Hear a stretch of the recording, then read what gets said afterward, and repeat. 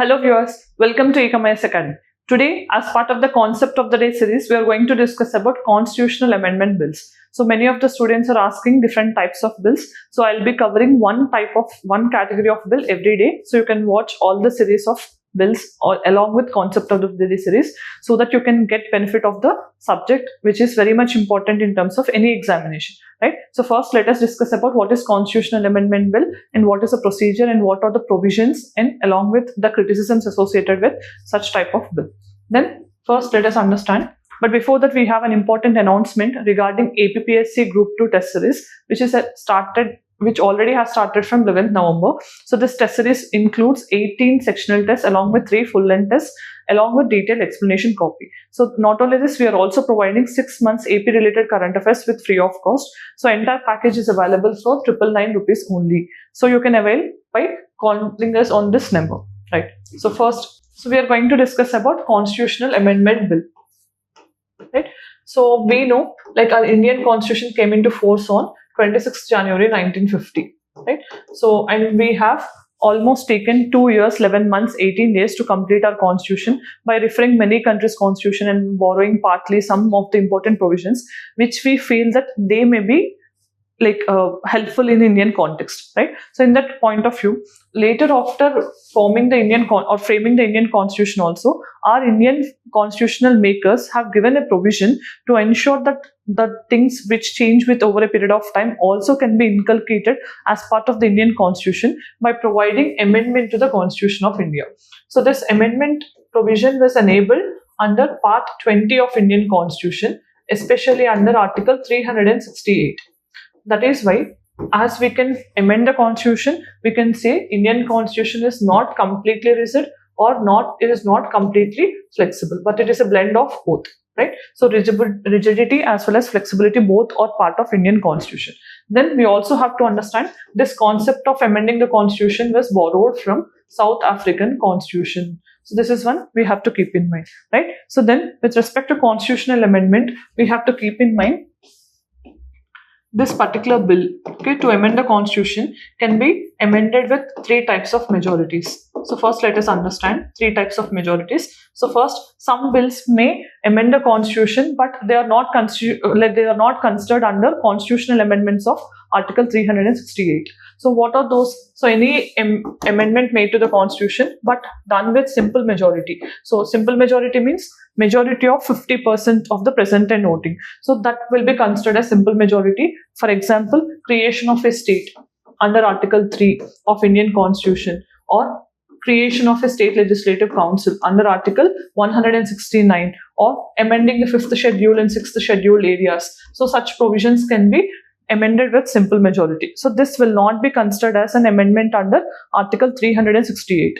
Then second kind of majority we have is constitutional amendment with special majority. So special majority here means we need to have majority of the total membership of the house along with majority of 2/3 present and voting. So if these 2 conditions both are met, then only we can call it as special majority. So most of the 7th schedule provisions along with fundamental rights, directive principles of state policy, so those has to be amended with special majority, right? So that means we are making it difficult because any issue which is related to the fundamental rights, directive principles or center-state relations also has to be approved with special majority, which makes it more difficult to get passed, right? Then we have another majority where special majority along with state ratification is also required. For example, as I just told you here, sometimes in center state issues and all, we need to have state participation as well. That is ensured through state ratification. That means if any bill is involving anything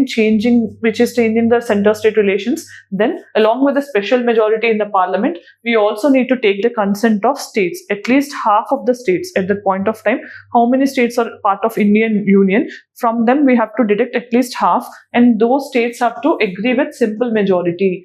But there is no time limit mentioned. This happened in the case of GST also, right? So when we introduced GST as part of 101st constitutional amendment, then also we have taken the consent of half of the states. So these are the 3 types of majorities to amend the constitution. But only these 2 will be considered as amendments under Article 368 of Indian Constitution.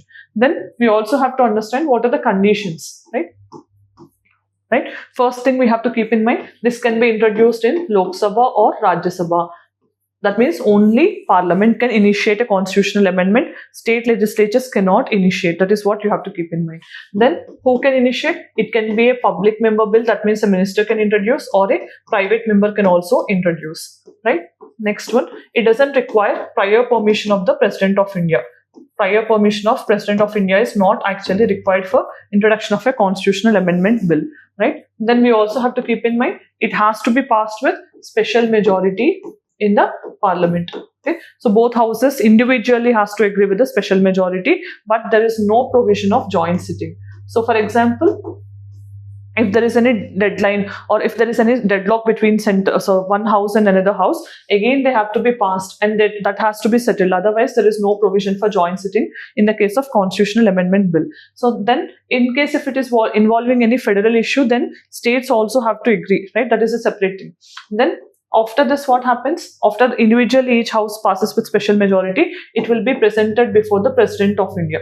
And President of India initially has multiple options, but with 24th Constitutional Amendment Act passed in 1971, so there is a thing imposed. That means the President of India has to give, or he has to give assent for sure. There is no other chance. So that means he has to give constitutional amendment bill. That means here he doesn't have any veto power. No veto power for the President of India. So this is what you have to keep in mind regarding the constitutional amendment and related provisions. Then it is also important to know what are the criticisms. So first criticism is, if you have seen, I told you in the beginning that only Lok Sabha and Rajya Sabha can initiate, but there is no concept of states initiating any constitutional amendment bill. That means we are not considering them as part of the constitutional amendment, which is also very much important to ensure federal setup also.